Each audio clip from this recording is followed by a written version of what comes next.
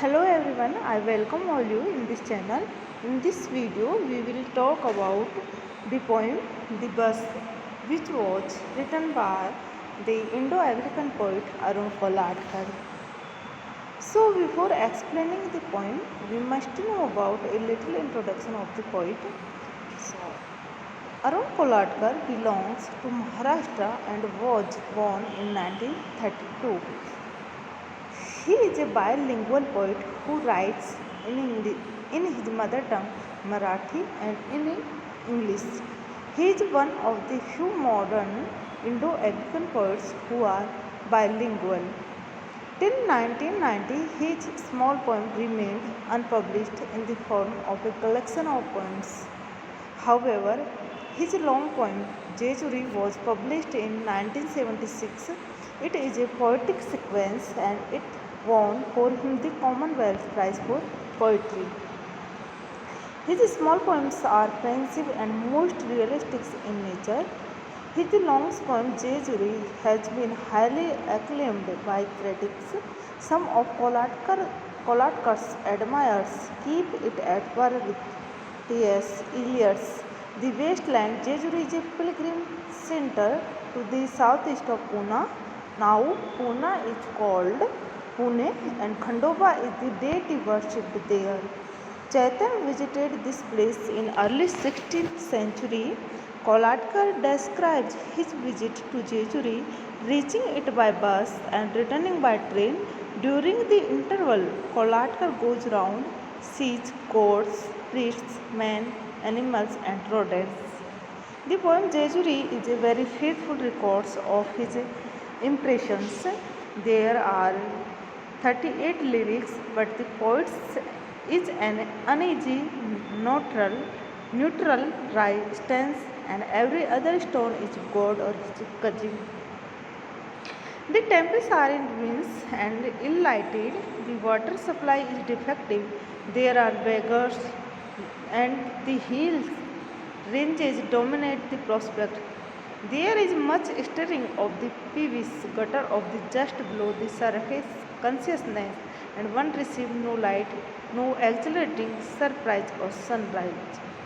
It is all secular and pseudo clinical, and the sequence is no much a pin of discovery as the proverbial drain inspector's poetic reportage. And yet, Kolatkar has a real mastery of the language, and there is a state of uneasy life in many of pieces as an exercise in cold-blooded realism and the debunking of a place of pilgrimage. The sequence has perhaps price tags of its own. The impression left by the temple on the poet has been described along with the scenes of railway station. He describes both the places with the realistic symbols. Both places suffer from old tradition and superstitions. Both the places suffer from isolation, deadly silence, and disease. Towards the end of the poem, there is one lyric which presents a great contrast between Jejuri and the railway station. The poet expresses in the poem a satire and lack of reverence. There are very rare moments of pathos only when a begging woman encounters a newly married bride. The poem opens with a journey and ends with a return journey. It appears that the poet is in the quest of something. So now we will discuss about the poem The Bus.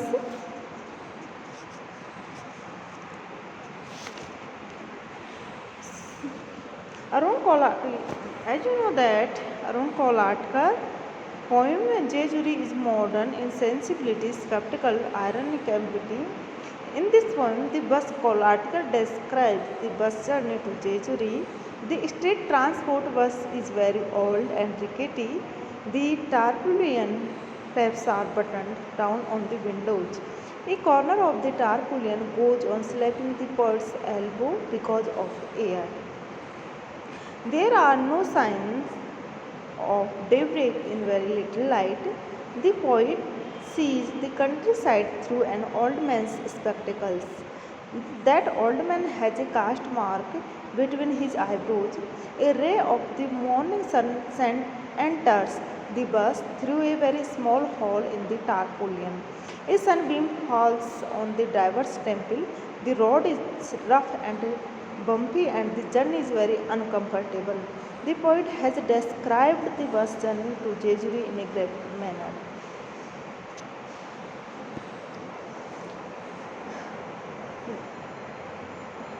In this poem, Aruna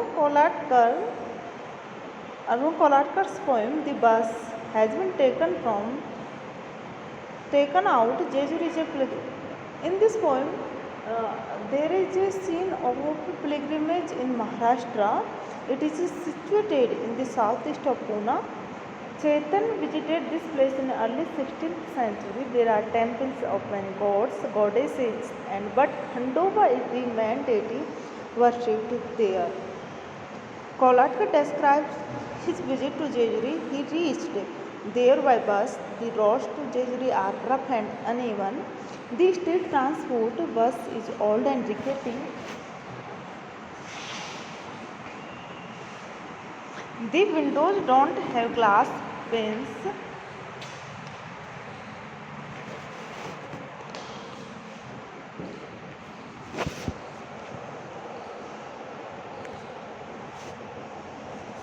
The boy can't see the countryside outside clearly. He is able to see a bit of it through an old man's glasses.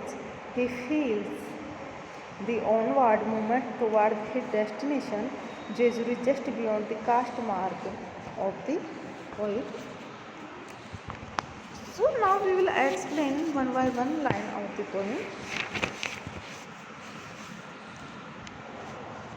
The tarpaulin flaps are buttoned down on the windows of the state transport bus all the way up to the Jejuri. A cold wind keeps sweeping and slapping a corner of the tarpaulin at your elbow. Here the poet describes that he reaches by the state transport bus on his visit to Jejuri on a pilgrimage. The bus is very old and rickety. The windows of the bus don't have glass panes, therefore they have improvised it with tarpaulin. Its flaps are buttoned down on the windows of the bus throughout the journey. It is cold outside. A gust of cold wind makes the tarpaulin end hit on his elbow as if it is whipping or slapping him. The tarpaulin is not transparent. The poet doesn't have any idea of the outside surroundings. Moreover, the road is rough, hence, the poet finds the bus journey very uncomfortable status.